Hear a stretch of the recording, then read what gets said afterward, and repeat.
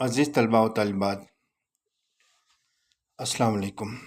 گلستان Urdu channel میں آپ سب کو خوش آمدید کہتے ہیں اور یہ امید کرتے ہیں کہ آپ سب بخیریت ہوں گے۔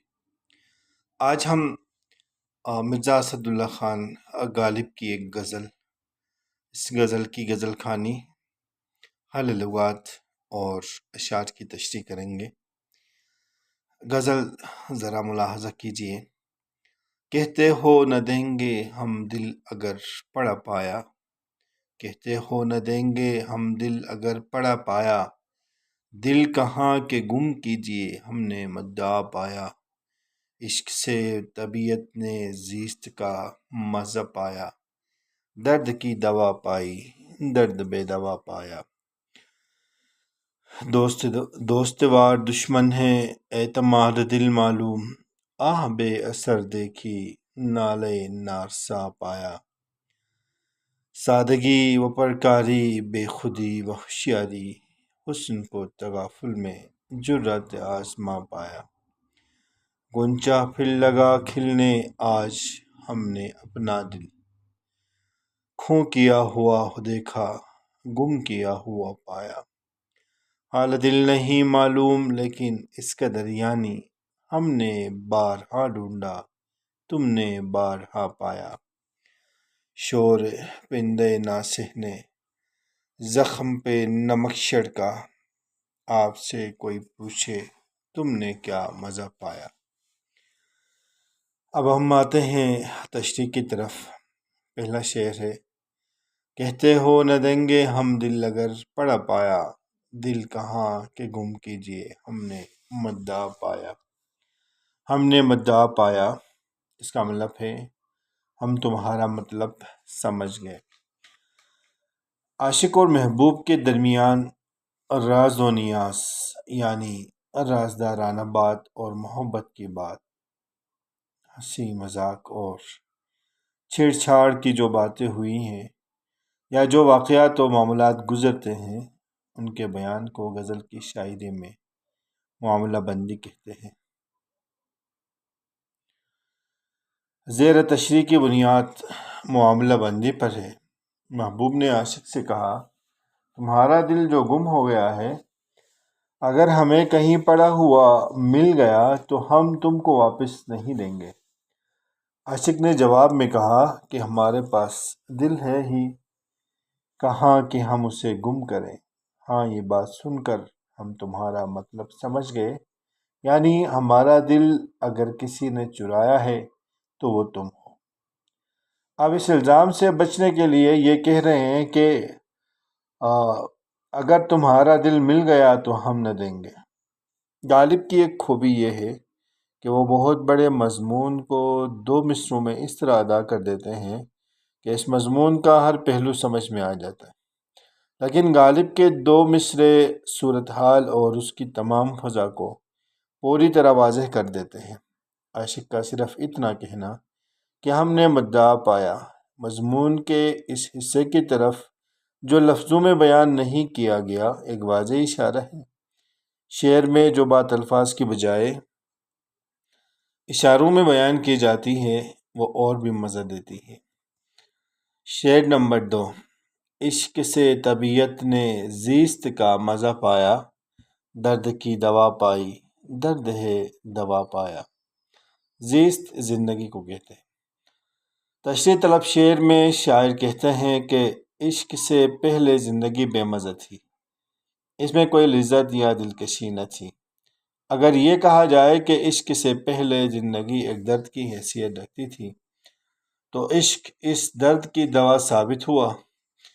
عشق نے زندگی کو پرکیف بنا دیا، لیکن خود عشق ایک درد لا دوا ثابت ہوا، کیونکہ عشق میں جو تکلیفیں اور اذیتیں ہیں ان کا کوئی علاج نہیں۔ گویا عشق زندگی کے مرض کی دوا ہے، لیکن خود ایک ایسا مرض ہے جس کی کوئی دوا نہیں۔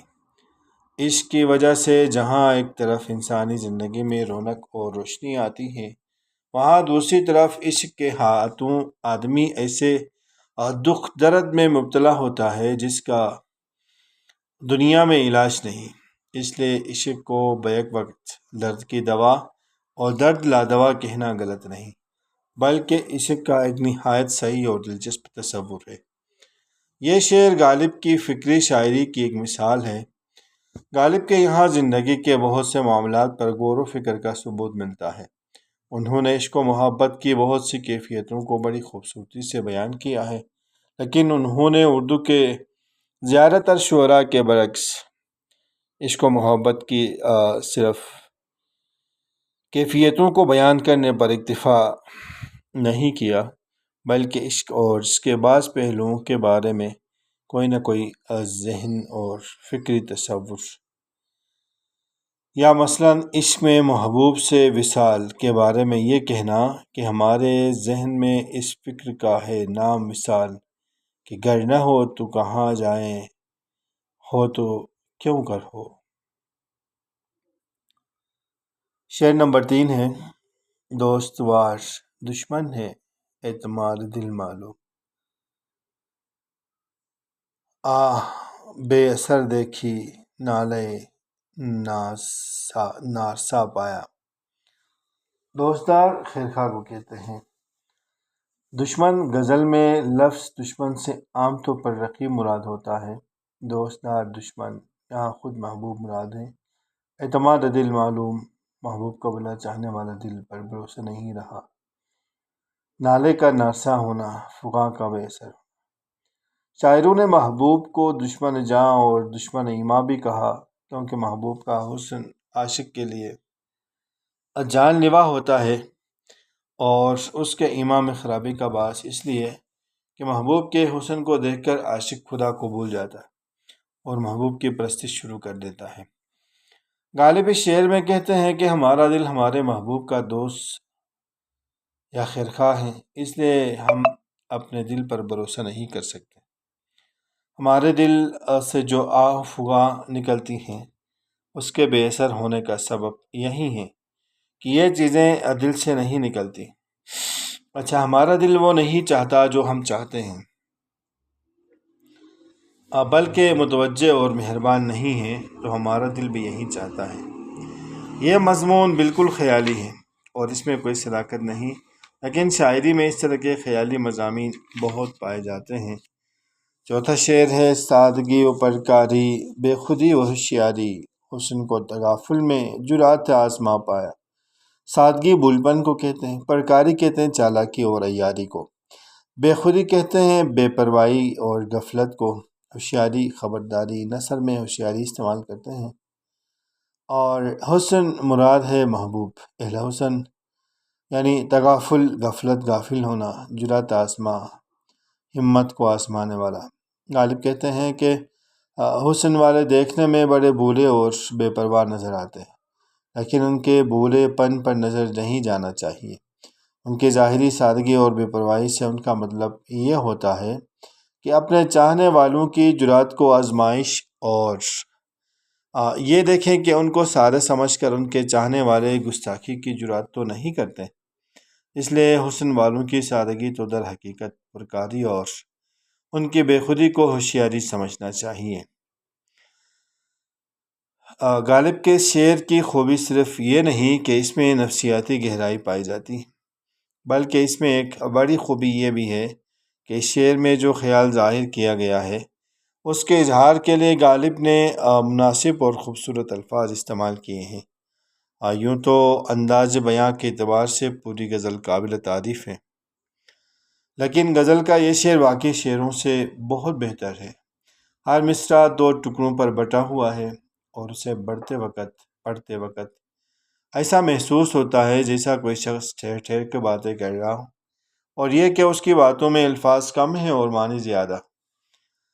5واں شعر ہے، گنچے پھر لگا کھلنے آج ہم نے اپنا دل خوں کیا ہوا دیکھا، گم کیا ہوا دیکھا۔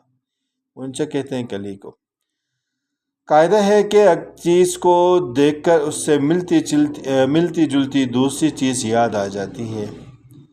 شاعر یا عاشق کہتا ہے کہ فصل بہار میں جب گنچے کھلنے لگتے ہیں تو انہیں دیکھ کر ہمیں اپنا گم گشتہ، یعنی جو گم ہو چکا ہے، اور خوں شدہ جو خوں ہو چکا ہے، یعنی محبت میں برباد ہو چکا ہے، دل یاد آیا اور وہ دل بھی گنچے سے مشابہ تھا، لیکن افسوس کہ وہ گنچے کی طرح کھلنے سے پہلے ہی گم ہو گیا اور برباد ہو کر رہ گیا۔ دل کو اکثر گنچے سے تشبیہ دی جاتی ہے کیونکہ دل میں بھی گنچے کی طرح کھلنے اور مرجھانے کی صفت پائی جاتی ہے۔ چھٹا شعر ہے، حال دل نہیں معلوم لیکن اس کا دریانی، ہم نے بارہا ڈھونڈا تم نے بارہا پایا۔ تشریح طلب شعر میں شاعر کہتے ہیں کہ ہمیں اپنے دل کا حال کچھ نہیں معلوم، وہ کہاں گیا اور کیا ہوا، یہ کہ کب گیا اور کیوں کر گیا۔ دل کے جانے سے مراد عشق کا ہو جانا۔ عشق ایک بے اختیاری چیز ہے جو معلوم ہی نہیں ہوتا کہ کس وقت پیدا ہو گیا اور کس طرح پیدا ہو گیا۔ ہمیں تو صرف اتنا معلوم ہے کہ ہم نے اپنے دل کو اکثر ڈھونڈا ہے اور تم یعنی محبوب نے اسے اکثر پایا ہے، یعنی چونکہ ہمارے دل کو تم سے خاص لگاؤ ہے اس لیے وہ تمہارے ہی پاس ہوگا اور تم ہی کو اس کی کچھ خبر ہوگی۔ اس شعر میں بھی معاملہ بندی سے کام لیا گیا۔ دل کا جانا محاورہ ہے اور دل کا گم ہونا اور پائے جانا محض طرز بیاں ہے۔ شعر نمبر 7 آخری شعر ہے۔ اس شعر میں شاعر کہتے ہیں کہ ایک عاشق ناصح کی نصیحت کا کسی سے شکوہ کر رہا ہے شاعر کہ ناصح کی نصیحت بے جا نہ میرے زخم عشق پر نمک چھڑکا، یعنی وہ دل جو پہلے ہی عشق کا زخم تھا اس کی تکلیف میں ناصح نے اپنی نصیحت سے اضافہ کر دیا۔ کاش کوئی ناصح سے پوچھے کہ حضرت کسی کو تکلیف پہنچا کر آپ کو کیا مزہ ملا۔